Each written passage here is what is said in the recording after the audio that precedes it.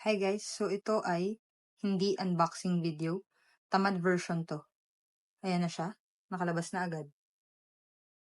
So ang laman niya, yung Glock 17 Gen 5 metal slide.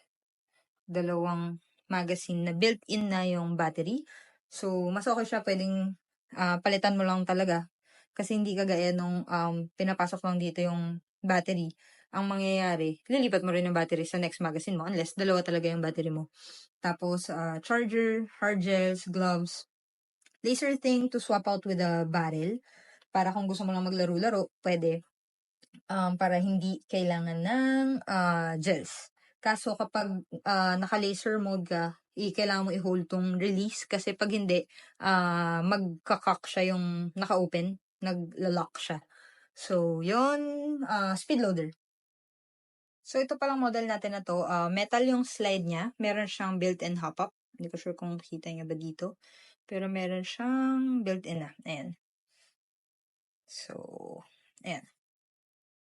So, yung bago dito sa model natin na to, Glock 17 Gen 5, pati yung bago natin na SIG 17, meron na siyang auto-loading function. So, ang ibig sabihin lang naman nun, pag pinasok natin tong magazine natin, hindi na natin siya kailangan ikasa. Kasi yung previous na Glock 22 natin, ikakasa mo siya, tapos puputok. Ganun din nata yung mga UDL P320 if I'm not mistaken. So, ito, pag pinasok natin, gagawin lang natin, hold the trigger for 3 seconds. Auto na siya.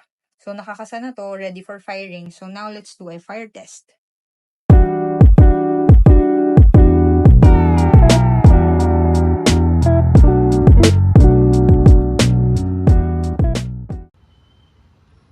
Fire test Glock 17 Gen 5.